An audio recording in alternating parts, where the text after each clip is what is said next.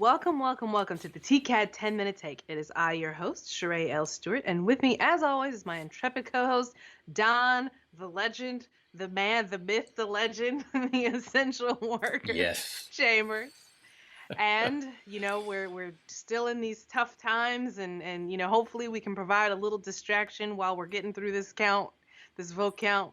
But so we watched the Amazon original Borat 2, subsequent movie film. Yes. But before we get started, make sure you click that subscribe button, you click that bell to get all the 10-minute takes as soon as they drop. And as always, Mr. Chambers will go first. Yes. And go. Okay. Borat 2, subsequent movie film. Interesting. Directed by Jason Woliner, starring Sacha Baron Cohen, or Sasha Baron Cohen, with his character of Borat. Let me back up and say the first Borat I really liked because it kind of took me off guard and it threw me for a loop as to what's happening here. And I think the part that threw me for the loop watching the first one was I couldn't believe that people were really engaging with this guy. Like, they really thought he was a real guy with these real questions, and they were saying and accepting some of the craziest stuff, that his character was coming out with, like his questions, or especially about women or Jews and things like that, and they would just go along with it. And for me, it was hilarious because you're sort of realizing that people are accepting it as real. Now, in this movie, which he kind of touches on in the beginning when people, I'm guessing it's real, recognize him walking the street. So I'm thinking that wasn't a setup sort of a thing. But for me, the part that, I don't know if it's that there was maybe better production quality in this one, is that they sort of combined where they gave this movie an actual movie story. Because they put in like some other characters and they kind of gave a bit of a plot. And then they mixed in, him interacting with real people, although I'm kind of wary as to whether or not that interaction really was or if the people didn't kind of know what was happening or sort of in on it. I mean, none of his costumes to me looked like a guy in a costume. In whatever he dressed up as, it looked so terrible. To me, it looked like this has to be a guy in a wig and a fake beard. When he's there in that like abortion place with the daughter, or when he went to that little fair in his cowboy uniform singing that song, I'm just like, they have to see this a guy in a costume, and he's staying over at those guys' house, and he's wearing the little strap on doing the exercises, and they're just sitting. I'm like, they have to be in on this. So that part I have to make kind of sometimes you can only do a certain kind of gag once to really hold the magic, and if you do it again, it just doesn't quite have it. And the gag of him dealing with people, it didn't have the same almost shock and awe as the first movie did in how he interacted. Now, don't get me wrong, some of the things he was telling them and some things he was saying, I did laugh. I found some of it hilarious and ridiculous, but the gags themselves didn't really, it didn't have that newness that the first one did. And I kind of felt like some of them were a little bit on it and were just kind of going along with it. I mean, when he got the cake to say, "Jews, you will not replace us," and she was just like, "Okay." I mean, she didn't even think twice, and I was like, "Yeah, she has to be in on this. She just has to be." So overall, for this movie, would I have gone to seen it opening night? Probably. Would I recommend it? Maybe a matinee on the weekend, because it does have it's moments of funny and some of the things he says that did make me laugh because they're kind of outrageous.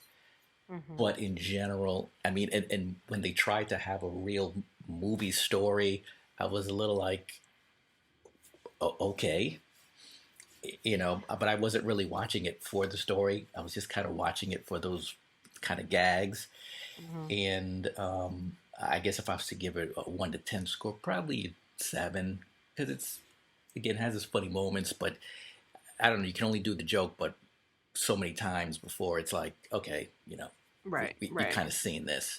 Yeah, I agree with you. I think that the joke of the first Borat was it was so outrageously pranking these people Yes. who had no idea what was going on. Yes. And it was crazy the amount of stuff that he was able to kind of really get away with. And obviously now that he's a super mega famous, you can't get away with that in the same way. So they had to kind of figure out another avenue to present this Borat character and still get some of that newness, Hmm. which they had this one definitely. The other one was like a lot of interconnected vignettes that really didn't have a story. Like it Right. was just prank, prank, prank, prank, prank, and then kind of let's make this make sense. With him and the guy who was the manager Hmm. guy, and it was just bananas. It was very wild. Like it felt real wild and messy. Like this one was definitely the older brother. It was more put together. It was more polished. It was more Hollywood. And the way they kind of tried to had to bridge that gap was they had the narrative and they had the places they wanted to go and the people they wanted to meet and whatever.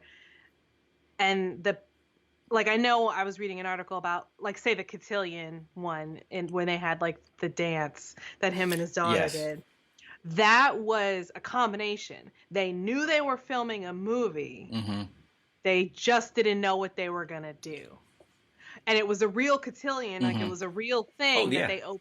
they opened up and they were like, we're gonna film this movie scene, during your guys' event, and they were like they had all like they were in on that part of it, Hmm. but the actual content What they were of gonna what do they in that dance? Yeah. was completely they had no idea. So that those reactions were real, but the situation was contrived. Hmm. So it was definitely a lot of like trying to walk this line of I know I'm in a setup, but I don't know what the punchline is, versus Right. you have no idea what's going Right. on and that it's a joke in general. Right. um and in that sense, I think it was successful. It's definitely not as shockingly funny as the Hmm. first one. Hmm. It's definitely it's more, we're in on the joke now too. Hmm. I'm not a huge fan of cringe humor because I get really stressed out, and this movie was stressing me out. Like, so if you're into that, like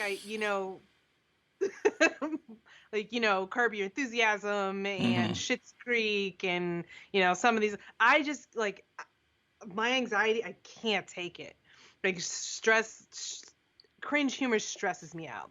So in that way, it was also successful in some of And the some of it, yeah.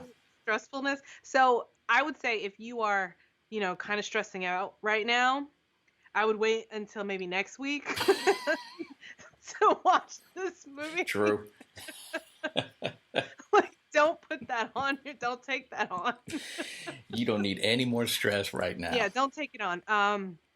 I think the daughter story was pretty funny. It was unexpected. True. The girl Maria Bakalova, she was really good as tutor, and she was sort of the Borat character now. Like nobody knows her Hmm. here, and her interactions with those women at that DNC thing, or that No, that that women's empowerment. convention thing. Yes. Yeah, women's Yes. For empowerment empowerment. thing was Yes. hilarious. And I think her interactions with like the daycare lady We're good.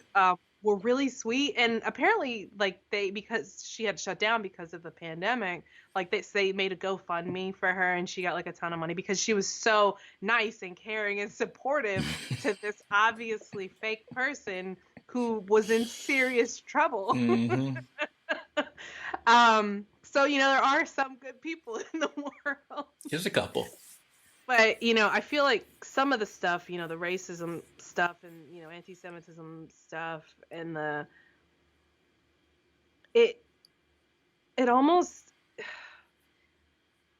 it sucks this time because of how prevalent a lot of that stuff is out in the open already right now.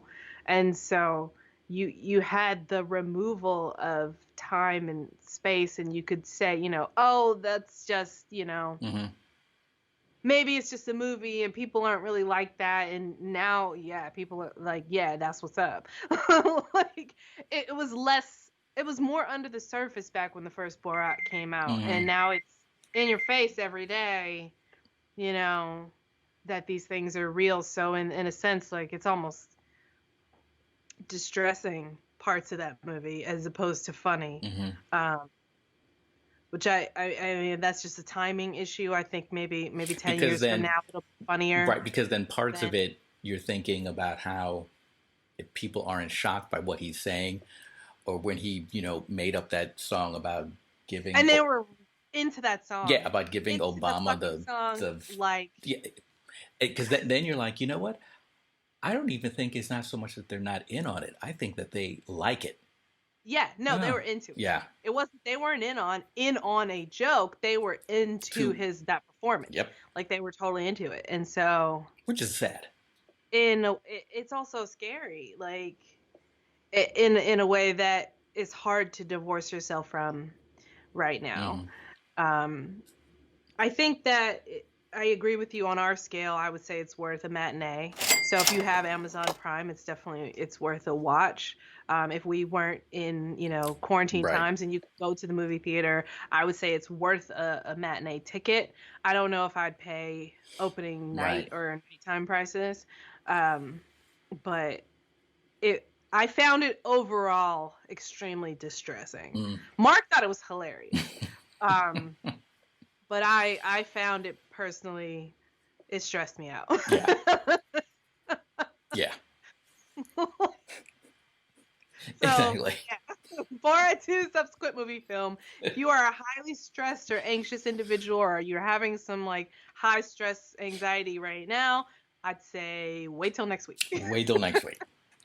But do not wait, though, to subscribe and hit that notification bell down below so you can get more of our 10-minute takes as they become available. Also, don't forget our website, tcatnetwork.com, where all of our links to our 10-minute takes are there, as well as the links to our podcast episodes, as well as Good Morning Antioch and the reading, all in one place. But hey, if you frequent YouTube every day, remember, subscribe and hit the notification bell. So yeah, I don't know what's going to come up next. We'll figure it out. It's interesting, some of the stuff that's coming on streaming. So there's going to be a lot of good, interesting choices. And I don't know which one. I'm thinking maybe that Ma Rainey one. Oh, yeah, definitely. So stay tuned. That could be the next one that we do. But you know what? We'll keep you on your toes. Right. I mean, I think we need to dive into there's some HBO stuff that's coming out. Like, we have some holiday stuff. Shonda Rhimes has some stuff that's going to drop around Christmas.